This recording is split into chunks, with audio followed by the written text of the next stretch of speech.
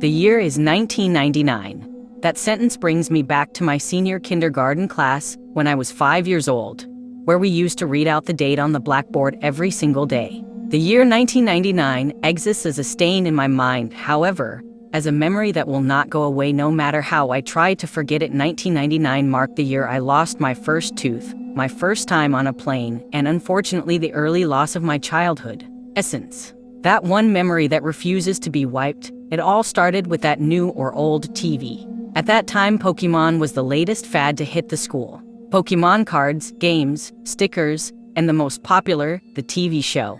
So of course, every time I came home from school, I would stay glued to the TV until Pokemon came on at 5. The only problem was that my dad watched the news at 5:30, and Pokemon episodes were back-to-back, which meant I had to miss an episode every day, something I whined on and on about. My dad got tired of hearing me complain every day. That must be why he went and bought another TV. My dad put the TV he bought in my room. Unfortunately, it was just an old, small boob tube, with rabbit ears even. It also only had 20 channels available, not including the channel Pokemon was on. I recall I didn't care though. I was just thrilled I had my own TV in my room. After surfing through the channels, I came to the conclusion that only Channel 2 TVO Kids was worth watching, so I watched that for a while. It wasn't for another few months until I discovered Channel 21. One day in April, I was flipping through the channels, trying to see if Pokemon was on. I pressed Channel 21 into the remote, hoping there were more channels, and to my delight there was. My dad was surprised too, but he let me watch it because it seemed to have kids programs on. The channel was called Caledon Local 21, and later I found out it was indeed broadcasted from the town of Caledon, Ontario, a town very close to my city. The shows I saw on Caledon Local 21 looked poorly made, and I never understood what was going on in them half the time. However, as I grew up, every time I thought of that channel, I realized more and more how messed up the shows were, and I had to ask myself, what the fuck was I watching? The following is a list of shows and episodes one remember seeing on Caledon Local 21. How I remember such detail even disturbs me, but I guess things like this stand out in your mind for a while. The channel only ran a few shows, probably because it was only operational between 4 p.m. and 9 p.m. April 1999. Mr. Bear's Cellar Episode 12. Very sketchy name if you were to look at it nowadays. The show featured a guy wearing a bear mascot costume who would get a new visitor into his cellar every day. It was always a kid. The show was filmed with a camcorder, and not a very good one either. The police asked me a lot of questions about this show. This episode started with Mr. Bear sitting at a table playing checkers by himself. He sat there playing for a bit until there was a knock on the door. The camera was then looking up the stairs at the door, where there was another knock. Mr. Bear climbed the stairs and opened the door to reveal two young children. One was a boy about my age, and the other was a girl who looked about 8. Mr. Bear danced in delight, and then started talking to the kids. I couldn't hear any of them that well, I remember. Mr. Bear then led the kids into the cellar, which was quite dark, only lit by a small oil lamp on the table. I can't really remember that much more, except him singing a song, which I couldn't hear too well either, probably because of that large bear mask. The episode ended with them playing hide and seek, with the kids hiding in a closet and Mr. Bear counting. May 1999. Soup and Spoon. I don't think this was even a show, I think it was more of a special movie thing. All I know is I stopped watching Caledon Local 21 for a while, because I thought this show was too stupid, especially since Pokemon now came on at 4:30 and 5 o'clock. I don't remember much of this, but it showed a can of soup and a spoon both attached to strings, swinging back and forth, as if someone was holding them and dangling them in front of the camera. Interestingly enough, the show was shot in a basement, which looked just like the one used in Mr. Bear's cellar. Like I said, I can't remember much. The only thing I can remember clearly was the end. The entire thing was only half an hour, and just included stuff I found stupid, such as the spoon chasing the soup around trying to eat him. The ending showed a table and about 7 kids sitting around it, each with a bowl of soup in front of them. They were sitting and looking at the camera, but with confused, almost frightened faces. The cameraman then held the can of soup in front of the kids and said, "Spoon's ready." And then it just stopped. July 1999. It was summer, and I hadn't watched Channel 21 for a while, until one day when I slept over at my friend's house, and I decided to check it out again. My friend had gotten a TV in his room for his 6th birthday, so we stayed up very late. For us, 9:30 was very late, and watched TV. That's when I remembered Channel 21 and brought it up to my friend. We decided to see if it was on, and to our surprise it was. They must have changed the broadcasting time. Mr. Bear's Cellar episode 23. This episode was entertaining for my friend and me mainly because it had swearing. However, now when I think of this episode, I realize something was definitely wrong when it was filmed. The episode started with the camera on its side while it was facing Mr. Bear, who was walking upstairs to the cellar door. The camera then blacked out for about a second before fading in, back upright, and facing Mr. Bear. There was also another kid talking to him, but this kid looked about 11 or 12. He was talking to Mr. Bear for a while, but I couldn't hear well, again with the crappy camcorder, until the kid started raising his voice. The kid was saying how it was late and his sister had to go home. You could also hear more voices in the background. I remember Mr. Bear clearly saying, "Get the fuck out, you're not invited," with a deep voice muffled by the bear mask. I remember my friend and I looking at each other and laughing at the mention of the forbidden F word. But the episode got weirder. The kid began climbing the stairs before turning around and saying how he was going to call the police. Mr. Bear began breaking into a run towards the kid, who started screaming and running as well. The camera then cut out, and that was the end of the episode. The channel then turned to static shortly after. August 1999. I didn't want to watch Channel 21 after that. In August I grew more curious to see Mr. Bear's Cellar for some reason though.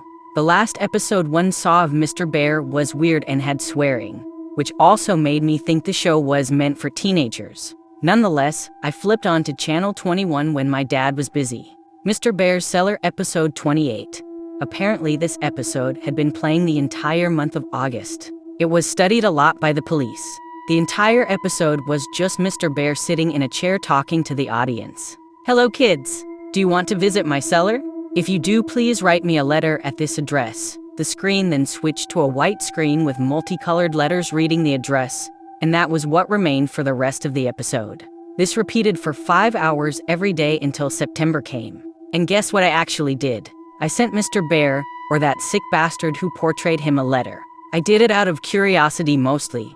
My dad was okay with it because he thought it was a legit kid show, but then again he never saw any of what was on Channel 21. So I wrote a letter using my best writing possible. I think I just said how I wanted to meet Mr. Bear. So my dad sent the letter to the address Mr. Bear said on the show. It stayed on all day anyway for some reason. It took about a week to get a response, which I was surprised I did. I still have the letter I received on August 15th, 1999. The letter read, "Dear Elliot, thank you ever so much for your letter. I would love to have you in my cellar. We play games, watch movies, and go fire camping in the middle of the woods. Come to my house at," the police cut out this address, Caledon, Ontario, Canada.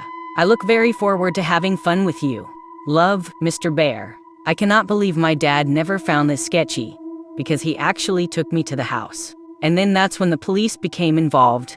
Those endless questions.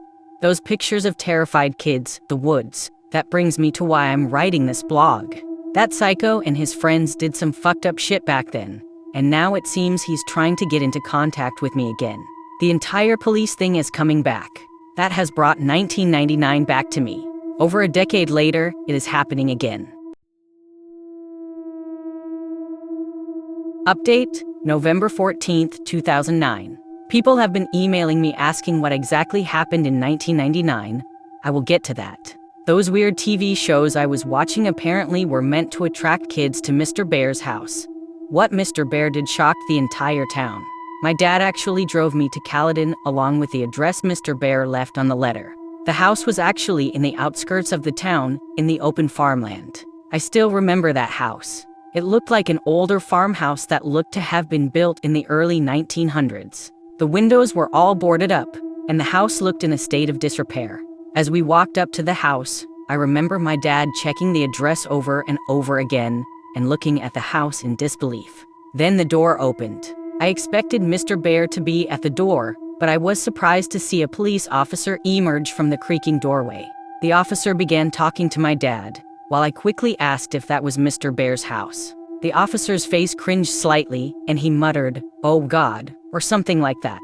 He started talking quietly to my dad so I couldn't hear, although my dad told me to go to the car anyway.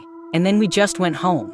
My dad was quiet the whole way home. I felt something strange had happened. My dad never told me what happened for a while. I forgot about it anyway too.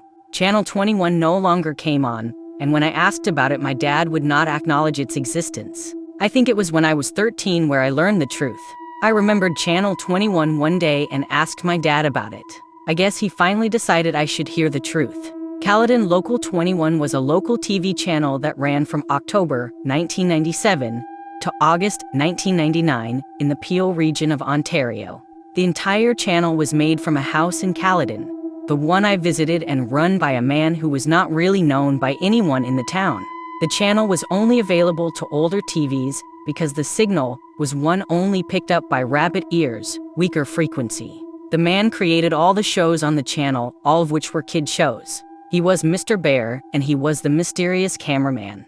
The real reason he created the channel was more disturbing than what was originally thought. As you might have already guessed, he kidnapped kids and held them in his cellar.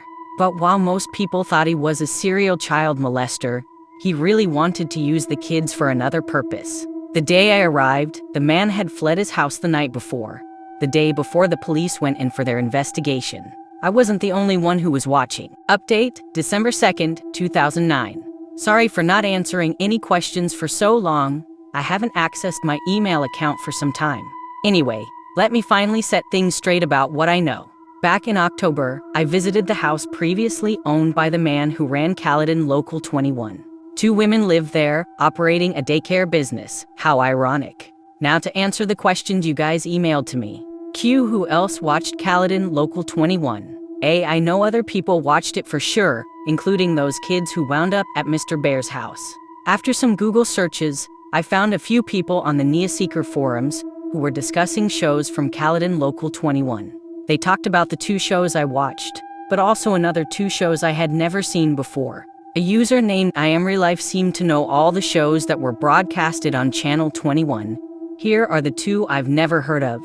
The Fallen Angel and Life. I Am Real Life described it as a fairly boring show about guy rambling on and on in front of the camera about how we must please Satan and appease him before it is too late. Paint with the Soul. I Am Real Life and another user called Sigi92 were discussing this show. They described it as Blair Witch-like, as it consisted of the cameraman wandering around a forest at night, doing nothing particularly interesting. I'll go looking for the conversation and see if I can get the link. Q. Where's Mr. Bear?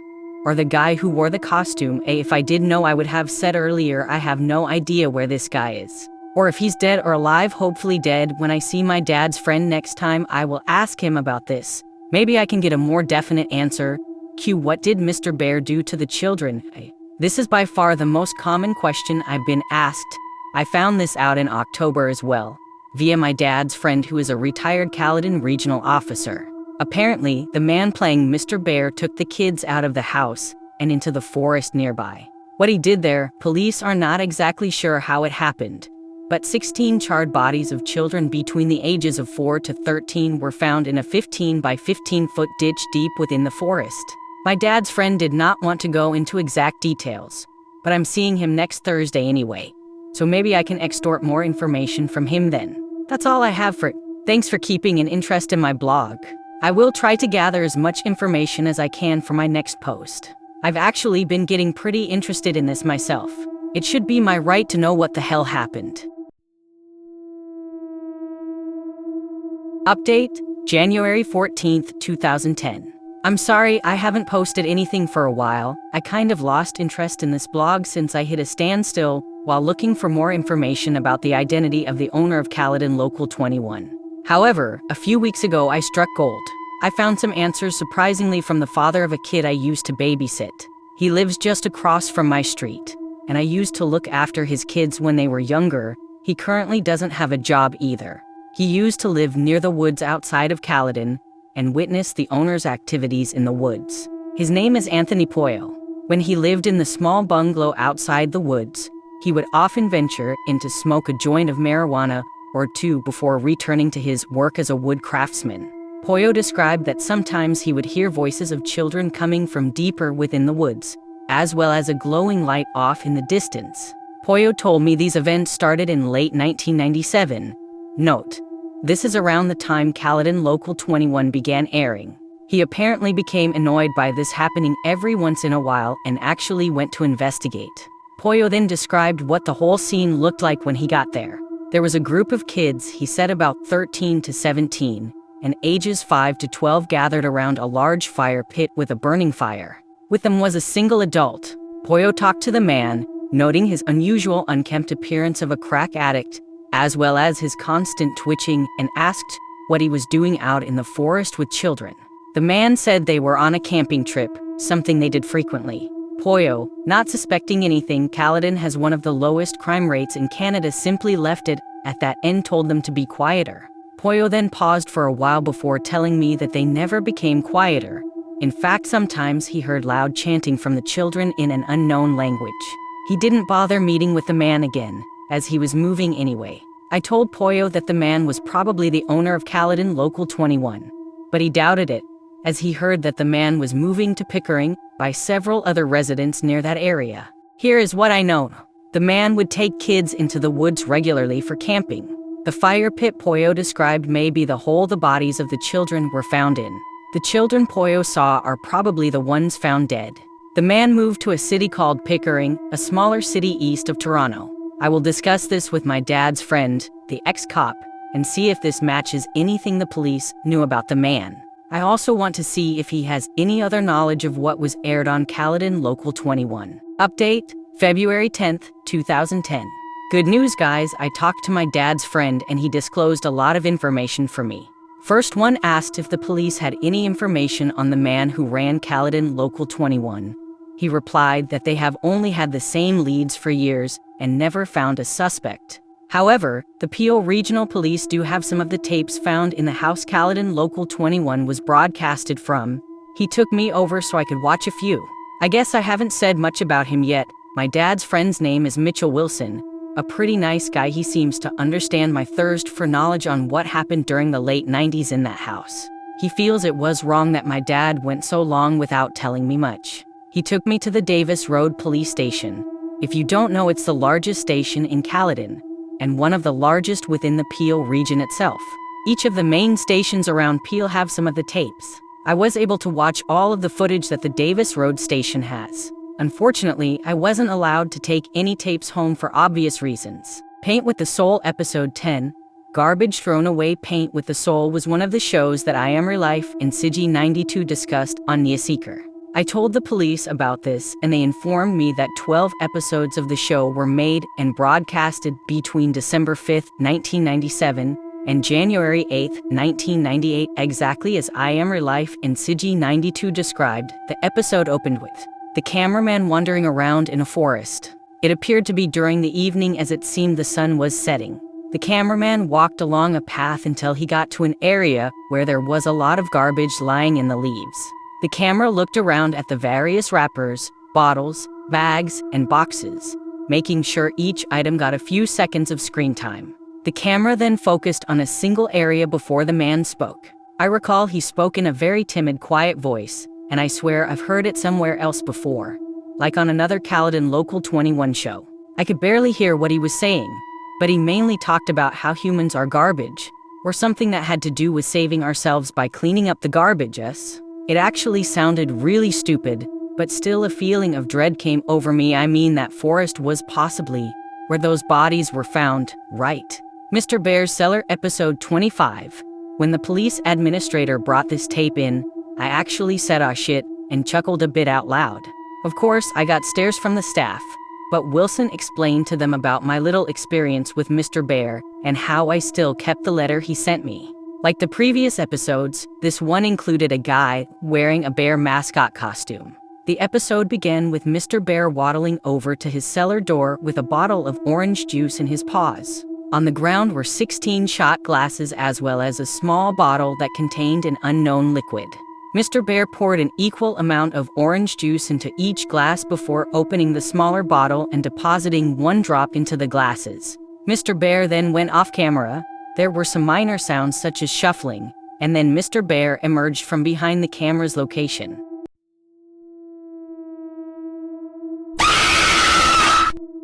Following him were 16 children. Some looked as young as 4, while others looked like they were practically teenagers. As the children entered, the administrator commented that this is the only episode that showed all 16 victims. The kids all looked rather content except for this one who had visible bruises on his face, and unlike the other kids, he had a more fearful expression. He also looked about 11 to 12, which caused me to recognize him. He was the kid who had asked about his sister and subsequently met an unknown fate at the end of episode 23, that one episode one watched during July 1999. When I told the administrator this, he confirmed it was the same kid. He was also featured in episode 24, an episode that only aired once at 3 o'clock in July 1999. The police have still not found the tape. Mr. Bear then broke into song, singing about citrus fruits and how good vitamin C was for you. I could barely hear the lyrics as they were muffled by the bear mask. The kids all drink their juice, the one from episode 23 doing it rather reluctantly, and the episode ended. After viewing the tapes in possession of the Davis Road Police Station, I'm satisfied but only temporarily. I still want to know the full story. The police just keep giving me the same crap about the creator of Caledon Local 21 being a fetishist pedophile as well as an apparent cultist. I will sign off for now, get into university first, and get information later. Hopefully, I will get back to this blog as soon as possible. Update, May 8, 2010. Last month, I finally got my G2 license in Ontario, Canada. This allows you to drive in a car by yourself as well as with some passengers after 6 months. I, of course, took advantage of this and drove into Caledon for a little Sunday drive. Since I haven't updated this blog in a while, I figured I might as well visit the house where the infamous channel of my childhood was located. The house looked different than when I last saw it in October. The place was no longer used as a daycare and just sat there abandoned. However, it did have a for sale sign showing that someone still owned it, wanting to get rid of it though. The abandoned house drew fuzzy memories from my mind, mainly of that day my dad took me to visit Mr. Bear. A feeling of dread came upon me. What happened to the children while they were living in that house? I walked up the steps to the front door and peered through the window. Inside, I could see a nearly empty hallway with a few boxes at the end. At the end of the hallway to the right was an open doorway, presumably leading to the kitchen. To the left were 2 doors, both apparently leading to the rooms visible through the windows outside. I wondered where the cellar entrance was located and whether it had been sealed up. I walked around to the back of the house and found my answer. 2 wooden doors lying at an almost flat angle were padlocked shut. This had to lead to the cellar. Not wanting to hang around, you cannot imagine what was going through my mind at that time. I departed. Behind the house, the empty field continued on until it reached a dense forest that lined the horizon. I wondered if that was the forest where the bodies of the children were found. I thought to myself, fuck it, and proceeded to walk across the field behind the house into the forest. The forest was oddly quiet, save for the few periodic sounds of a woodpecker drilling into a distant tree. I cautiously made my way deeper into the woods, not really caring about the fact that I had no idea where I was going. I don't know how to explain it, but it felt like there was something I had to find. I came to a thinner part of the woods and few small houses in the distance. Paulo's house crossed my mind, and I wondered if one of these homes had belonged to him. I neared a small clearing in which I could see 3 adequately sized logs gathered around a black, charred area, showing a small fire had been lit there recently. Hey, get the fuck out of our fort. Those words nearly gave me a heart attack. I turned to my left and saw 2 dark-clothed people running towards me. My initial thought was to run. However, as they came closer, I saw they were really just kids in their early teens, possibly 13 or 14, maybe even 12. As they approached me, they realized my size as well. I'm 6'1" inches. While they could have been no bigger than 5'8", one might have been 5'7" inches. We said, "Get the fuck out," the larger one, who was wearing a Slipknot shirt, said half-heartedly. I stood my ground and shrugged. The shorter one, who was wearing a Metallica shirt, swung out a butterfly knife and held it in my direction. "No, you wouldn't want to," I said in a deep, serious tone, trying to sound as badass as possible. I pulled out my cell phone. The 2 kids withdrew, the one in the Metallica shirt putting away the knife. "Look, dude, we don't like people in our fort, so can you just go?" the one in the Slipknot shirt said. obviously intimidated. I had no business in the forest anyway, so I uttered out a simple fine and turned before I realized I had a great opportunity. Did either of you hear of a guy who murdered a bunch of kids in these woods about 13 years ago? I asked the kids. The two looked at each other in confusion before the one wearing the Metallica shirt answered.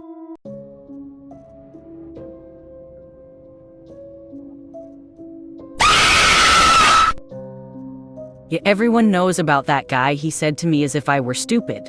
The kid in the Slipknot shirt continued, he still lives around here. In the storm drain, my big brother's friend says he saw him in a bear costume once, wandering around the forest at night.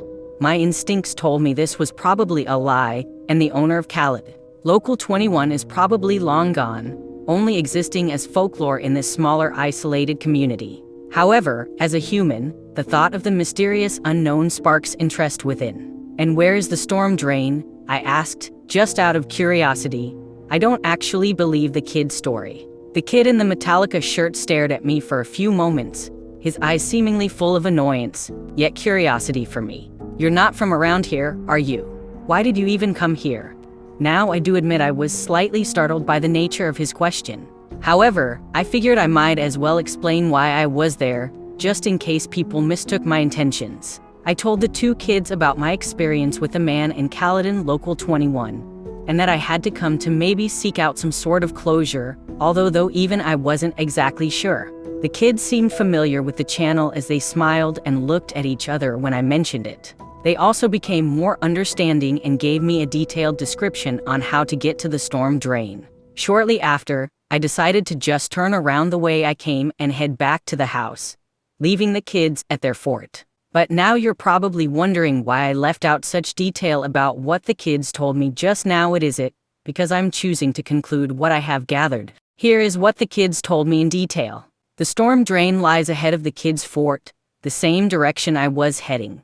The drain ends at a small river where excess water is drained out. Near here is a small playground. The kids told me people rarely use it. The man supposedly lives in the large pipe that rainwater drains out of. People have seen him, although always either wearing a bear mask or the mask, and a full-body bear costume. Note, I do not believe this is true and in fact simply a myth made by the residents of Caledon. The story does not seem plausible in any way. Why did no one call the police? Didn't this guy look suspicious? And other questions like these leave the story invalid. I may visit the storm drain, not because I believe the story, but because I want an excuse to visit Caledon again. So this blog doesn't die with no more tapes to watch. I don't know what to talk about anymore. Thanks for continuing to support me and my blog. I know many are looking forward to more information about what happened in Caledon during the year 1999, and I will do my best to continue my research into the topic. Elliot out. Update, October 7th, 2010. Wow, nearly 5 months since I last updated. I'm guessing everyone pretty much thinks I was dead, right? Thankfully I'm not. But in all my seriousness, I really have been busy these past few months, and a blog about something that could have killed me as a kid is a little low on my current priorities list. As of now, I am living in Waterloo, Ontario, attending the University of Waterloo for computer engineering. Yeah, I'm a keener. As you can imagine, engineering is no walk in the park, so obviously I nearly forgot about this blog. But as you can see now, I am back. I remembered to visit the storm drain the kids from the Caledon forest told me about. It was out in a clearing between the wooded areas nearby a marsh.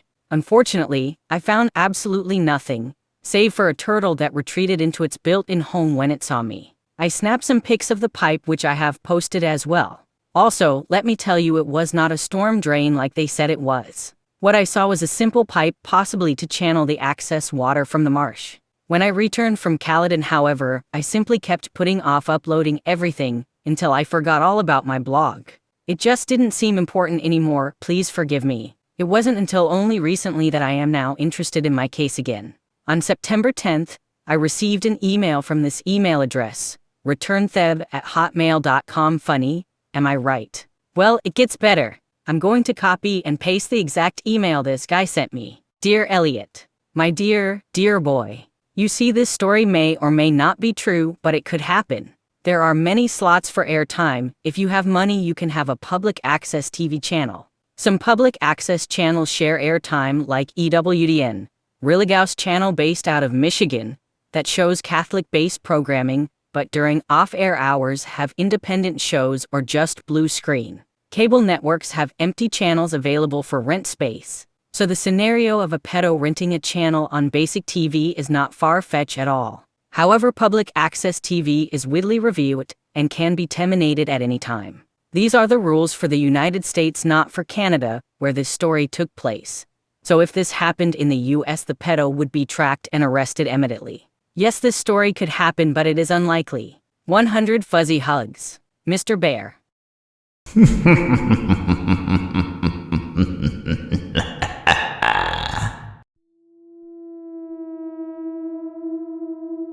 Now, obviously, this letter is fake and sounds almost corrupted. But still, I would like to thank whoever sent it, though they could use some English lessons. Just reading this letter creeped me out. But because of it, I am now full of this new interest to continue my blog.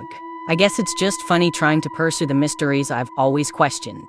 Now my roommate knows about all of this. He thought the letter was real and actually seemed more scared than I was for a second. But then I shrugged it off, so he did too. I mean, what are the chances of this being real? How would Mr. Bear know all this about public access TV and about when I went to Caledon on those occasions? More or less know my email or me still be interested in his cellar.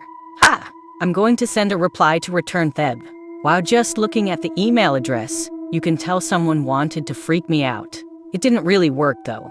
Although to whomever you are, thank you for sparking my interest back into the full matter. Maybe I can find out more about what happened to Mr. Bear, hopefully, because although I don't buy that email, a part of me still feels anxious. Thank you to all those who are still following me and have become avid fans. You are also why I am choosing to continue this. Thanks, guys. Update, November 7th, 2010. Wow, I can't believe this blog hasn't been deleted yet. I haven't posted anything for so long. I have my reasons and I'd rather not discuss them just yet. It has been a rather traumatic year for me. Some of you were right, I shouldn't have gone back trying to relive the mysteries of my childhood. But I couldn't resist. It has been over a year since my last post and a lot has happened. Let's recap where I'm at right now with regards to the whole Mr. Bear incident. returntheb@hotmail.com is no longer in use. I tried replying to the email but I got no reply. I tried again a while back, still no response. I've actually moved up to Ottawa of Canada for those who don't know for university, so I haven't been back to Caledon or back home in the Peel region for a while. I had my reasons for leaving, as you could guess why. I've had to make a new email account because people keep prank mailing me pretending to be Mr. Bear. Thanks a lot, guys, not. Why have I ventured back to this blog? Mitchell Wilson, remember my dad's ex-cop friend, gave me a phone call on October 23rd about a tape that was found in a branch of the Brampton Public Library. Brampton is my hometown, in case you haven't picked up on that. He claims he isn't allowed to discuss the contents of the tape with me as it is still in evidence, but he asked me to come check it out when I return home. That tape got the gears grinding again, because we all know what was on the last tapes I saw. I can only imagine what can be on it. I'm guessing it must have something to do with Caledon Local 21. I guess I just wanted to say I am continuing this blog and thank you for everyone who still follows it. I don't know when my next entry will be, but when I see that tape I'll write what I find. I don't know what to expect, but the idea of seeing another tape has gotten me interested in this whole mystery all over again. Elliot. Update, January 21st, 2011. It has been a long year for me. University has been giving me the usual sleepless nights, especially since I transferred to Ottawa, which is the place to party, sarcasm. But now I'm back home with my dad in Brampton, the town I grew up in. I got home on the 18th of December and have been visiting with friends and family, or at least that's what I would rather have done. Now that festive holiday cheer that I usually have at this time of the month is absent. To answer the hundreds of emails and comments I got, yes, I did see the tapes that my dad's friend, Mitchell Wilson, promised to show me. These tapes, however, act as a curse. I want to know more, yet I want to forget everything. I couldn't help it.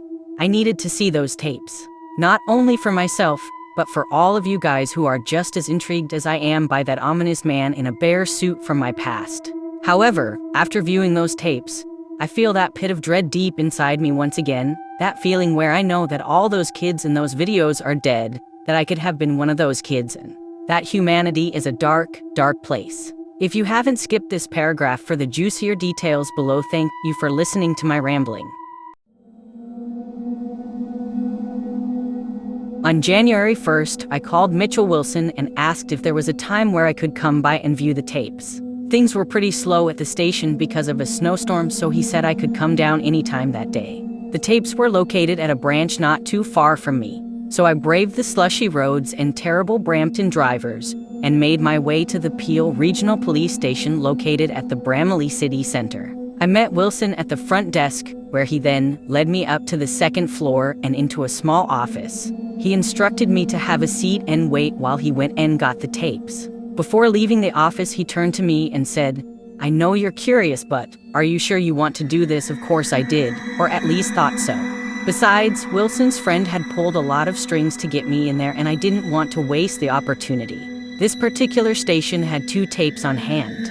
I was only able to watch a few minutes of footage, however, because the second tape was apparently too damaged to be played on a VCR. Mr. Bear's Cellar, episode 30. Mr. Bear never ceases to disturb me, especially after what almost happened when I was younger. This episode took place outside in a forest at dusk, making it slightly hard to see, especially considering the quality of the film, a trademark of anything from Caledon Local 21. The episode started with the camera being held in the paws of Mr. Bear aiming it at himself. That bear mask, it looked more sinister in the shadows of the trees. The unmistakable muffled voice spoke up, "Hello children. Today I will be doing a wonderful thing for my friends. I will be delivering them to a faraway land where they will surely be happy." Mr. Bear turned the camera around to show an ATV with an attached trailer. But what stood out the most was that the trailer contained 7 motionless children lying side by side. This here is the first load, but more will be on their way soon. Mr. Bear turned around and pointed the camera at a large burlap tarp spread on the ground. He picked the tarp up, revealing a large hole that must have been at least 12 feet deep and maybe about 15 feet wide. The rest of the episode consisted of Mr. Bear taking each kid and dropping them into the hole. I asked Wilson if they were dead, to which he shook his head and replied, "Not yet." Soon all the kids were in the pit. Some were in awkward positions due to being tossed in, but they remained unconscious. The vitamin C will surely help these children on the great journey that awaits them, Mr. Bear mentioned as he panned the camera towards multiple bottles of gasoline beside a bush. The camera zoomed into the bottles as Mr. Bear hummed before the episode ended. Wilson revealed to me that these were 7 of the 16 victims found burnt to a crisp. The gasoline is what the man playing Mr. Bear used to light them on fire. A pit full of burning children, who the fuck would do that? That feeling of dread found me once again when I realized that I could have been one of those kids. Wilson then explained to me that he had previously lied. The other tape confiscated by the Bramalea Police Branch did indeed work and contain the filming of the actual burning. However, he felt that I wouldn't be able to handle the disturbing and graphic nature of the episode. And you know what? Maybe I can't. I don't even want to see it. I'm satisfied for now, but I just need some time to get myself together. The thing is, the man who ran Caledon Local 21 is still out there. More to come soon. Wilson revealed to me that these were 7 of the 16 victims found burnt to a crisp. The gasoline is what the man playing Mr. Bear used to light them on fire. A pit full of burning children, who the fuck would do that? That feeling of dread found me once again when I realized that I could have been one of those kids. Wilson then explained to me that he had previously lied. The other tape confiscated by the Bramalea Police Branch did indeed work and contain the filming of the actual burning. However, he felt that I wouldn't be able to handle the disturbing and graphic nature of the episode. And you know what? Maybe I can't. I don't even want to see it. I'm satisfied for now, but I just need some time to get myself together.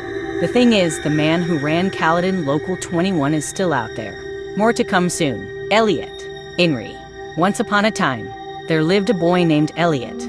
Elliot was a clever boy who loved playing with his friends. One day, he watched a lovely television show about a bear and his children friends. The children loved helping each other as good children should, but they also loved the bear. The bear loved the children since the children were so good at helping him and the fallen angel.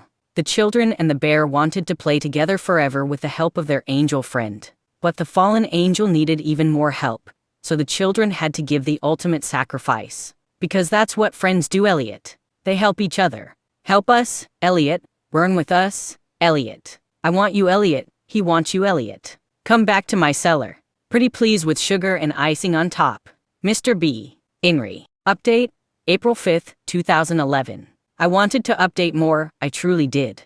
However, certain circumstances had turned me off the whole Caledon Local 21 thing. I've since then had hundreds of emails about my blog and was even in contact with a magazine about my story. But now is the time to come clean to everyone. Where have I been for an entire year? The story of Pandora's box is true and I opened it. I opened it when I watched the second tape in the possession of the Bramalea Police Branch. The other subject I'd like to address is the number of fake emails I've been getting from people claiming to be Mr. Bear.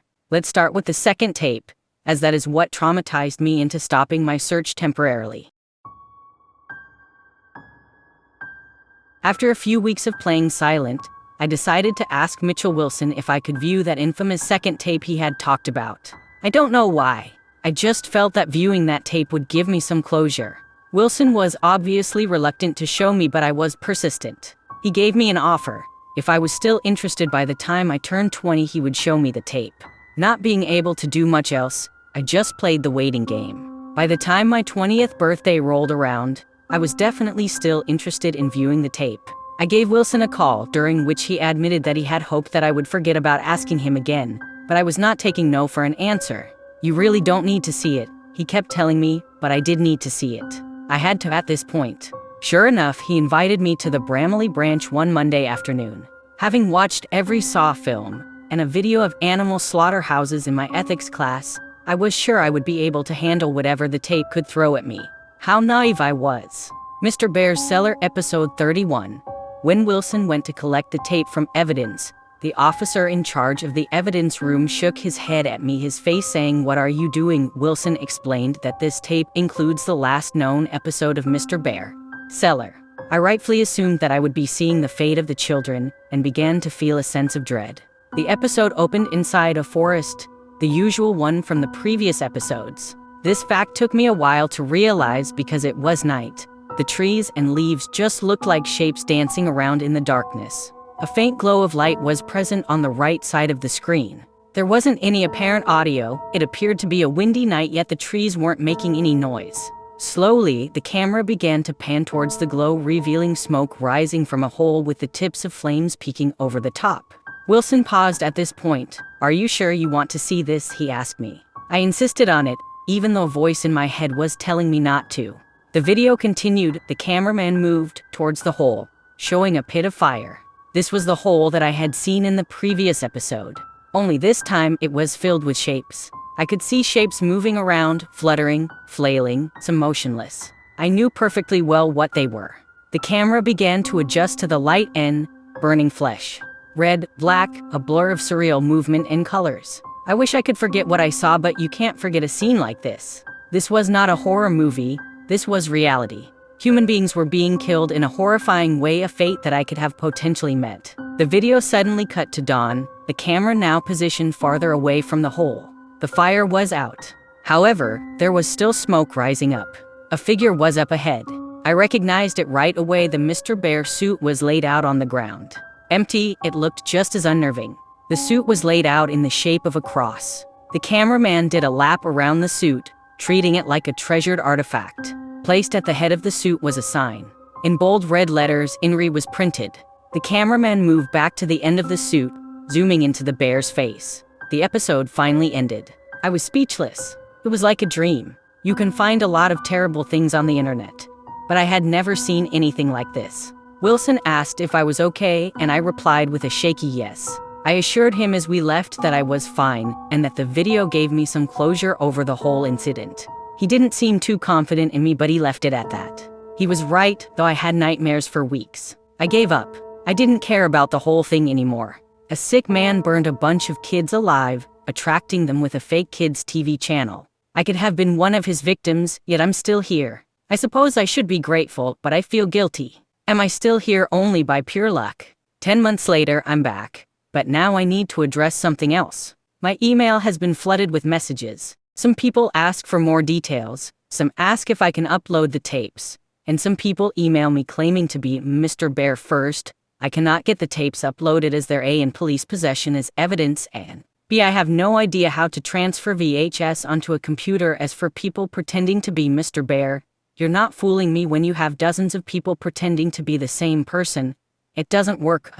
Even seen a fake Caledon Local 21 YouTube channel, which is cute but still not real. Even more annoying is the fact that someone hacked my account just to put up some demented poem about me on this blog.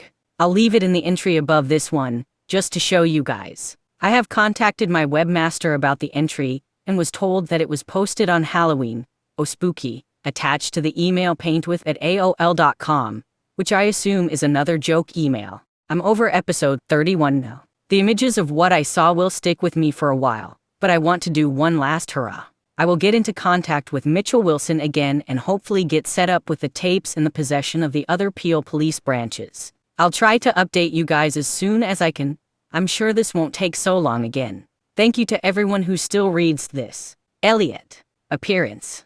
Whilst 1999 is a full story rather than an individual character, the main antagonist in the story, Mr. Bear, is the image most commonly associated with the story. In most depictions, the very small scale of the show is reflected in the fact that he is shown to be wearing a very low-budget, moth-eaten bear suit. In some versions, eyes are missing or the mouth is unusually distorted, for example appearing more circular than an actual mouth and being full of more human-looking or broken teeth.